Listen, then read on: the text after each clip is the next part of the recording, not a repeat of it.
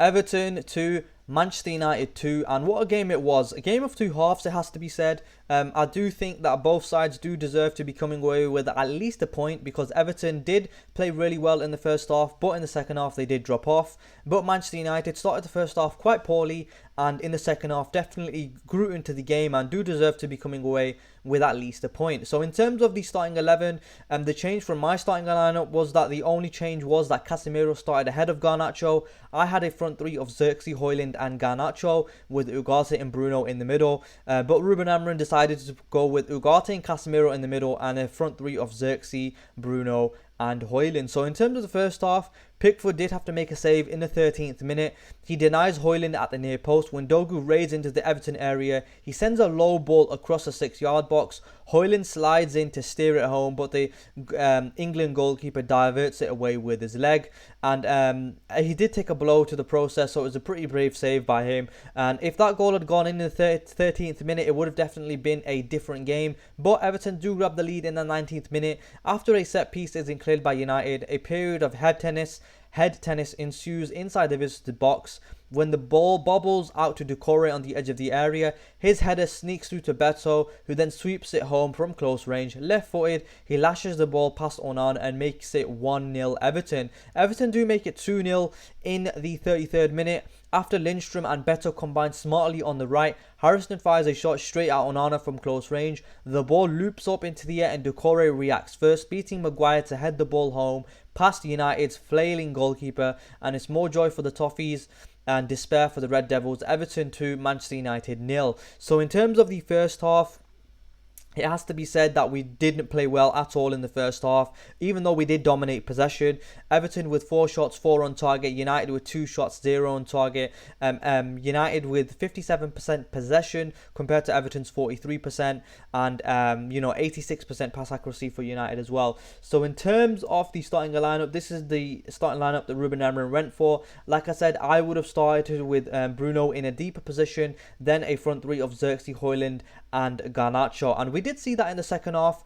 Early on, Man United do make a sub. Casemiro does go off, and then Garnacho does come on, and then Bruno Fernandes drops into a deeper role to make a double pivot with Ugarte and Bruno in the middle, then a front three of Xerxes, Højlund and Garnacho. But Everton do get a chance in the 65th minute. Onana flies across to his left to deny Doucouré. O'Brien's cross from the right skips off the turf and sits perfectly up for Doucouré to sweep it towards goal, but the latter's first time attempt is parried away by United's goalkeeper, and it stays 2-0. United do make some more subs. Højlund and Mazraoui do go off for Euro and Chido Obi Martin, and United do grab a goal shortly afterwards in the 71st minute. Bruno free kick, stepping up from 20 yards. Bruno fires a dipping shot over Everton's defensive wall and into the back of the net.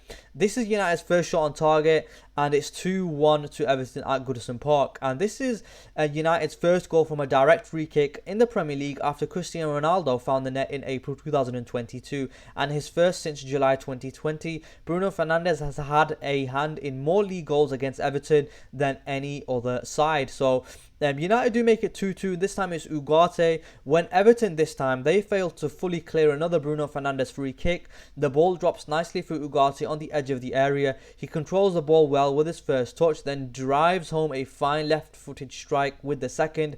Pickford is well beaten as the ball slips inside the left-hand post. That's his first goal for the club, and what a time to get it. And Everton do get a chance in the 87th minute to almost win it. Cross comes in from Young. Beto rises up ahead of Maguire but can't get enough on the header, and Onana catches pretty easily. Bruno Fernandes does get a chance in the 89th minute, and it's a shot from outside the box, but Pickford makes a really good save to tip it over the bar. Everton do grab a penalty call at the end of the second half, 94th minute or whatever.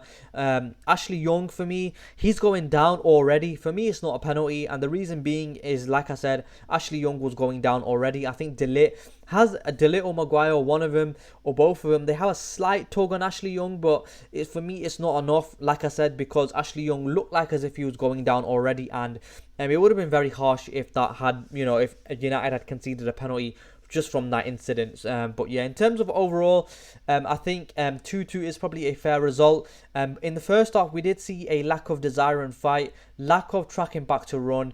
50-50s we were losing, and every second ball a blue shirt was first to it. And Brio Ferdinand did put it really well in commentary. He summarized it pretty well. It was pretty embarrassing, I have to say, the first half, but at the end of the second half, we did look really well, and we could have easily won the game. And like I said, at the end of the second half, it did turn very end to end, very much like a basketball game. And any side could have actually won the game at that point. But we definitely looked better with Bruno Fernandes in a deeper role. And man of the match for me is Bruno Fernandes, of course. I thought he played really well and definitely changed the game in the first half. So yeah, in terms of overall, let's have a look at the player ratings before we dip. These are the player ratings. Onana's got a 6.7 here. I thought he was decent. He wasn't at fault for any of the goals, in my opinion. Accurate passes, 16 out of 20, so he's done pretty well. Mazraoui, as usual, he's got a 7.3 here. 88% accurate passes, so he's done well. 11 out of 15 duels won. And what can be said about Mazraoui? He's putting in 7 out of 10s and 8 out of 10s every match. And then you've got Maguire. He's got a 93%, 7.0 rating on FootMob here. He was done alright as well. Maybe he needs to be doing a little bit better with his ground duels. He's 8 out of 15 duels won. I think he needs to be doing a little bit better. He could have given away a penalty. Thankfully, it wasn't. And then De Ligt as well. He could have also was involved in that incident at the end of the second half. 5 out of 9 duels won. I think he needs to be doing a little bit better, but he's got 89% accurate passes. And like I said, the back three of Ruben Amorim's are putting in really decent performances with regards to accurate passes. And I think building out, I think playing out, we are looking pretty well. But yeah, in terms of Diego Dallo, I thought he was a little bit poor. I think we do definitely need a better right wing back. He can be a little bit frustrating going forward. Jules won. He's only won 1 out of 6. I think he needs to be doing a little bit better there. Dogu, he's got 83% accurate passes. I think he was the most fouled player of the match. Jules, he's won 9 out of 15. I think he's done all right there.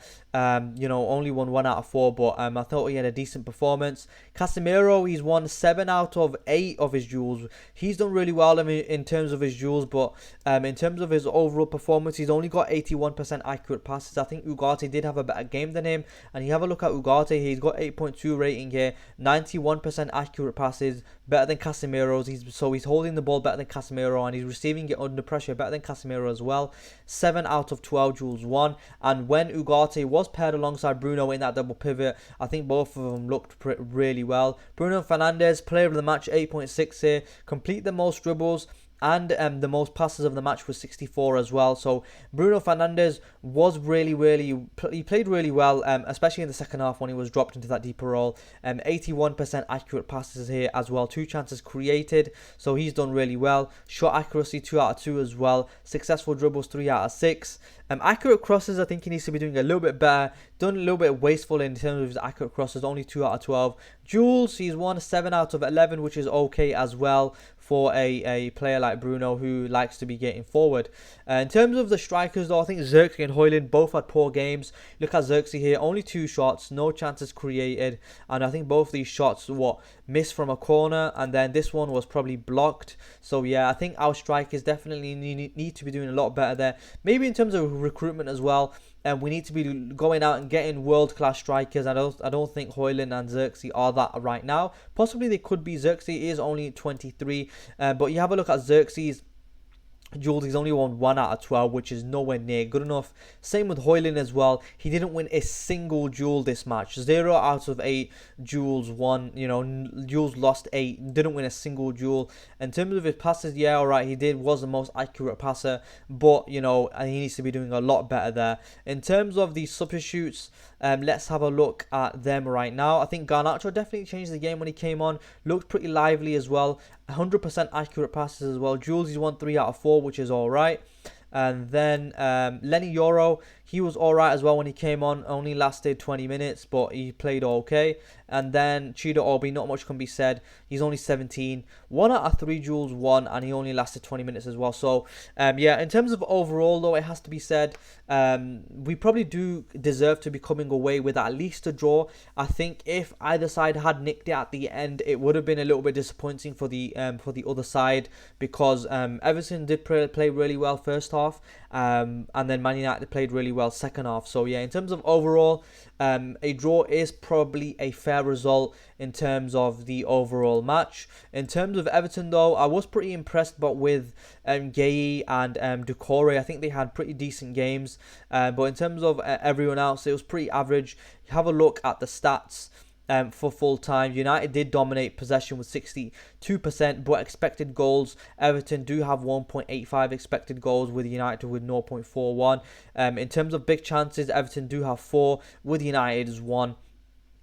So yeah, in terms of overall, though, either side could have nicked it at the end. Thankfully, neither side did, because it would have been disappointing for the other side if one side had come away with all 3 points. Overall, a draw is probably a fair result. So in terms of United, what's next up for United? Let's just have a quick look at the league table. United are in 15th still, and we've not moved up. We are sitting pretty close to the relegation zone. I don't think we're going to get relegated, but who knows in football. We need to secure that 40 points, and hopefully we can, because I don't want to see us getting relegated. And then we can, once we've secured the 40 points, I think we need to be concentrating all our energies on the FA Cup and the Europa League, because winning the Europa League is our only chance of getting Champions League football, and I really want to see us in the Champions League next season. So yeah, next up we do have Ipswich at home midweek. But yeah, anyway, if you enjoyed this review, leave a like, comment and subscribe, and I'll catch you in the next one.